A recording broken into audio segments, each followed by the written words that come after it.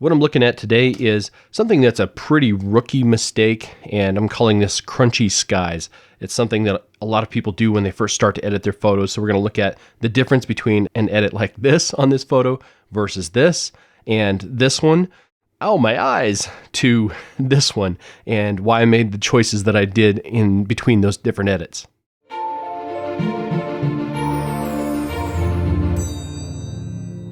Hello again, friends. I'm Kevin Wenning, here with another installment of Photo Fails. The reason that I say this is a rookie mistake, especially when you're photo processing, is I can tell that somebody applied a texture or a clarity slider to the entire image. And the way that you know that is everything down here has the same sort of crunchy effect or separation between the dark and the white pixels, hard edges, as the sky does. And it kind of works on the tower and the flowers down here in the foreground, but it does not work in the sky. As you can see, there are hard edges from the cloud to the background here in the sky. There's splotchiness in the sky. It just separated the colors in the sky, so there's not a nice smooth gradient. You're never going to look up at a sky when you walk outside and see something like this. And also, the difference between the cloud and the sun here is very, very obvious. Now, this could just be because of a cheap lens, but most likely it's because somebody didn't know what they were doing when they were processing this photo, and they tried to apply just one look across the entire image. So what's the difference between that and this? When I made this edit, I was specifically affecting the stones and the tower here in one way. I was doing the flowers on the hill in another way, and then giving a different treatment to the sky altogether. So real quick, let's look at that and what I did when I made these steps when I was editing it over here in Photoshop. These are all the different layers. Now, when I started, I had 3 different frames here. I had a dark frame, midtones, and a light frame. I used to shoot with, I think this was with a Sony A7R, Sony's original mirrorless camera, and it did not have great dynamic range. So I often captured bracketed images because I wanted this kind of sunstar in the sky, but if I were going to properly expose for the tower, I needed something a little bit brighter. The bright frame pretty much is blown out. There's nothing really usable here, but that was kind of the way I captured images at the time.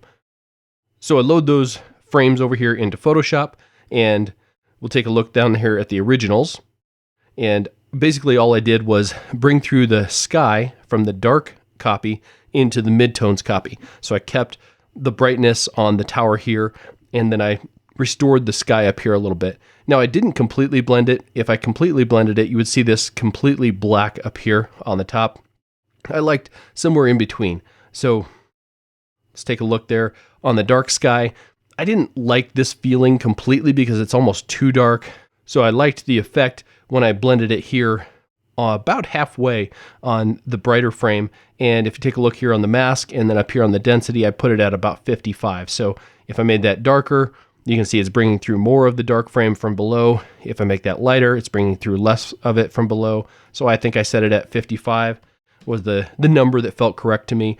I probably could make that just a touch darker, but I didn't want it to feel like I was overlighting the foreground, and overlighting just means that you're making a heavier handed effect in post-processing than what it would ever look like really in nature. So we want everything to look like it blends together naturally.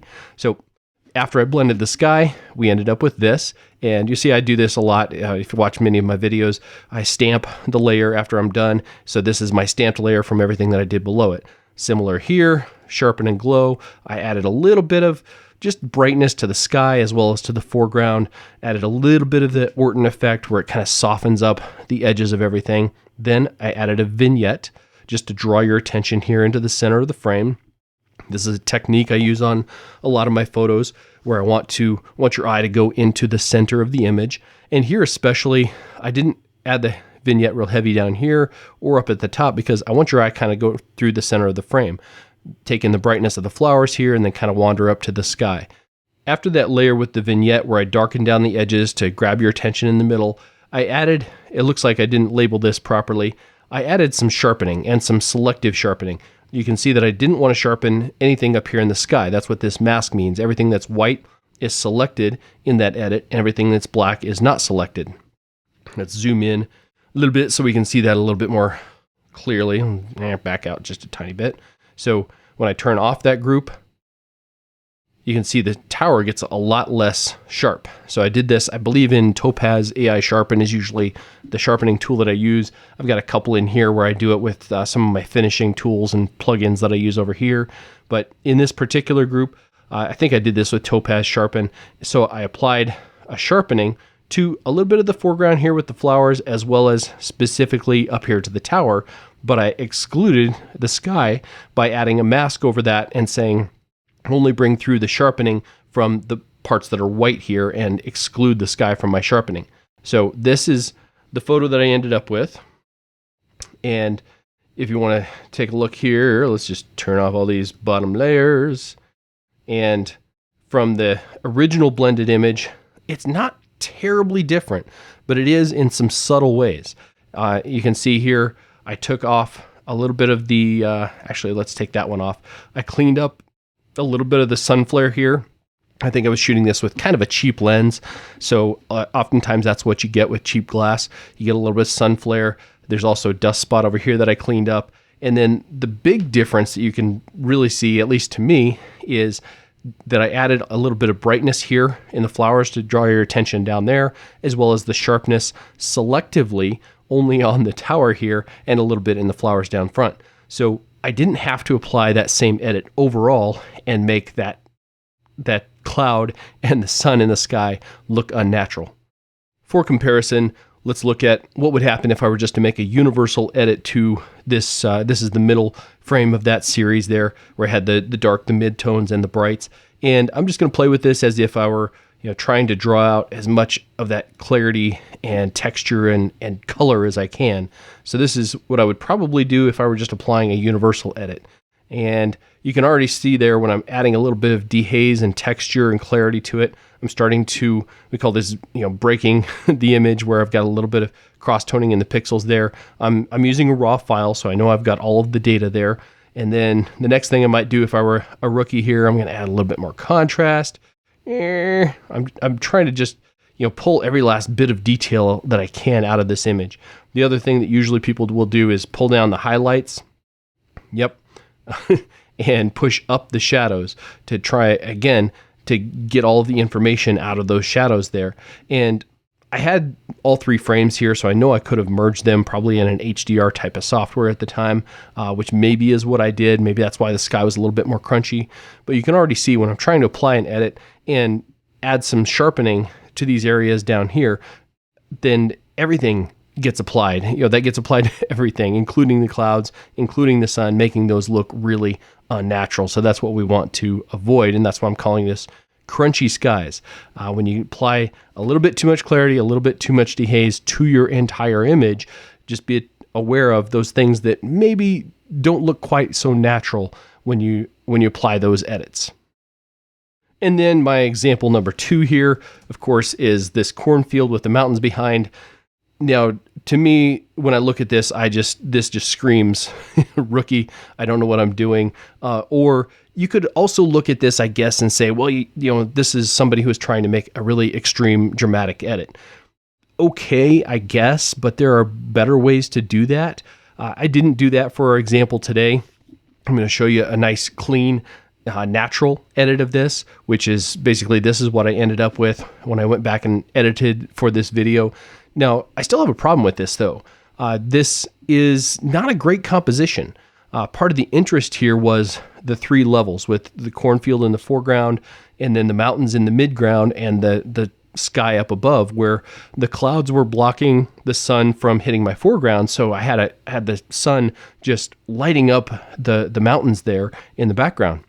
So the mountains really are my hero. That's where the sun is lighting for me. And I failed to find a way to get up above that cornfield and capture a little bit more of the mountain range back there. So not only did I do a really poor edit on this photo in the first place, I didn't really compose it very well. And you can see a few different changes that I made here. I'm going to show you, I actually did the edit on this one in Aurora HDR. I think I did originally as well, or at least in an HDR software. So I went ahead and popped that into an HDR software again and wanted to see what kind of outcome I could come up with my updated editing skills from today. What we're looking at here is Aurora HDR, and I merged all three of those frames. Again, I did a dark, a mid-tones, and a bright frame. Bright frame, kind of good for the corn here in the front. Basically, the sky is blown out, nothing usable there, but I've got some good texture and detail and info in the corn down there in the front. This one, I kind of like a little bit better. Got a little bit more texture and just character, I guess. Whereas here, the corn is kind of all one color, so I felt like this gave me a little bit more depth. So I kind of wanted to bring through this frame along with the mountains from this frame, because the mountains look really good here. They're bright. That's obviously the point of focus and attention. For sake of the exercise here, I went ahead and put all of these in here, merged them in HDR just like what I would have originally. And usually when I bring these in to start with, I'll go with all of the frames merged together and just an original frame.